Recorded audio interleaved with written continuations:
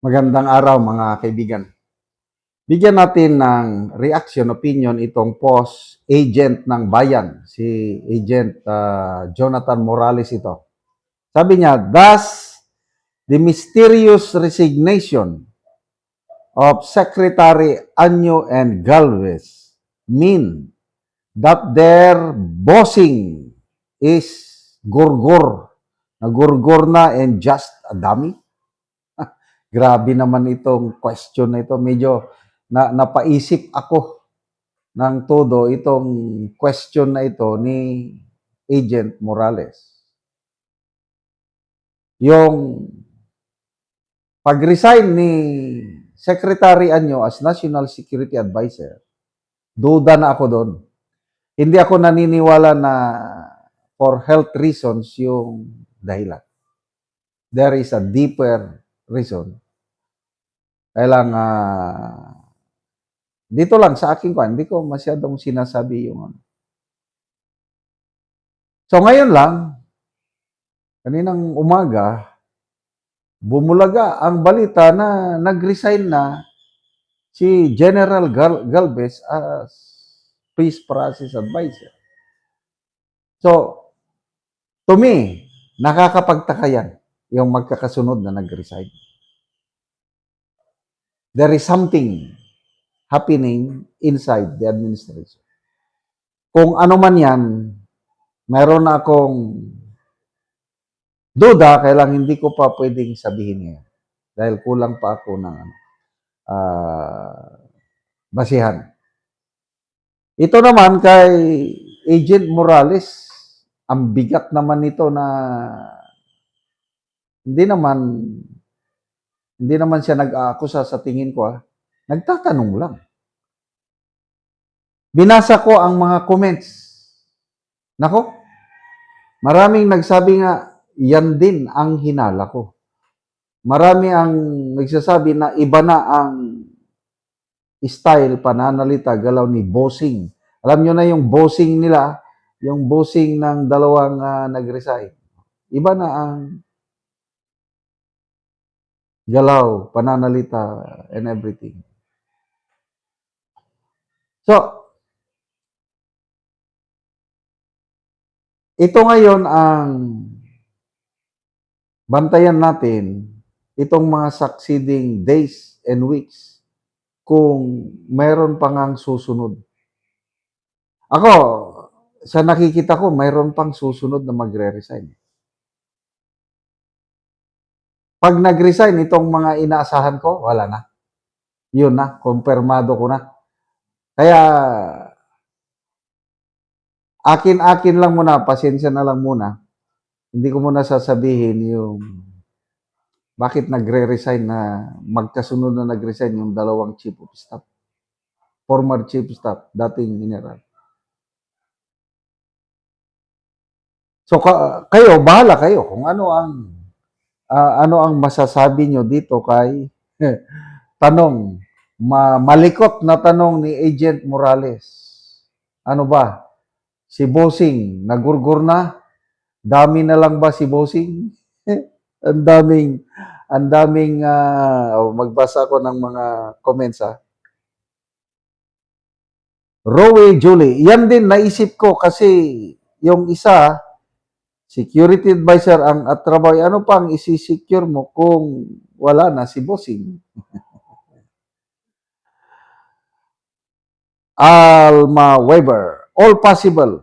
Tapos, ang flag was halfway raised sometime in the second week of April. Naka-half mast. Emily, same here. Iba din dating ngayon. Parang talagang merong nagbago sa kanya kay Bossing. Van Augie, just realize. They feel strangled. I'm just asking. Pwedeng mangyari yon, just commenting. Paglagas na, Sir JM, konting panahon na lang. Lagas yung nahuhulog na.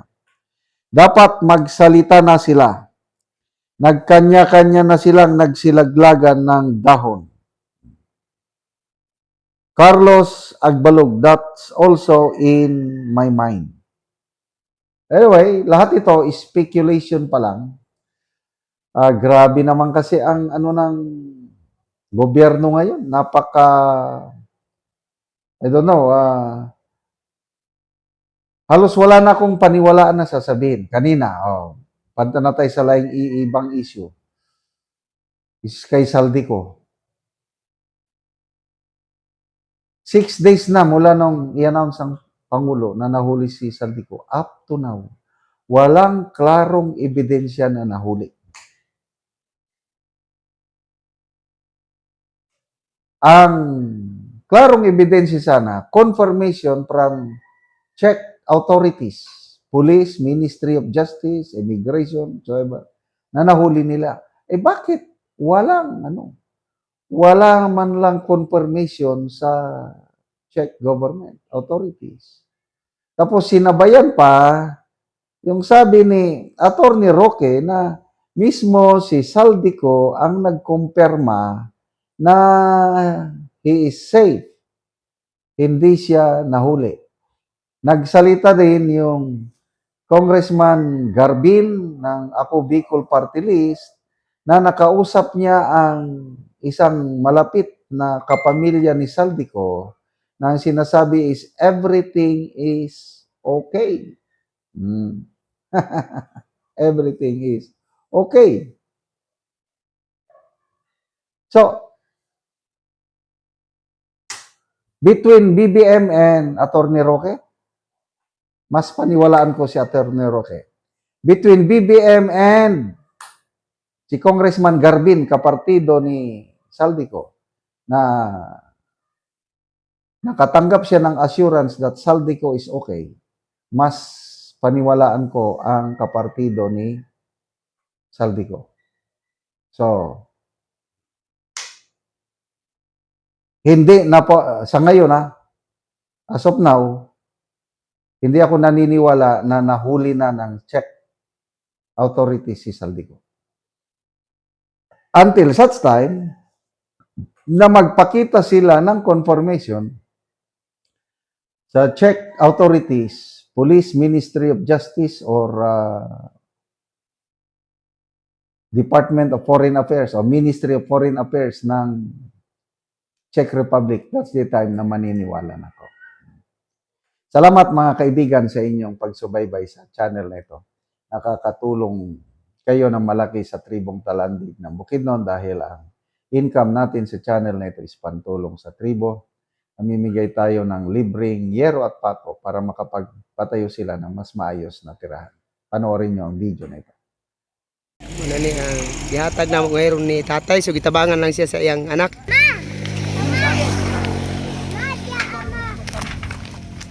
Muna ni ang atop ang karon. O karon muna ni ang atop sa tagaan na mo og gero ni tatay, so ang gyud kining diri tungod sa kadtong daghan nga hangin, kusog nga hangin og kadtong bagyo, gipanglupad na gyud ang uban, so nangayo siya og tabang. So muna ni ang itsura sa iyang atop.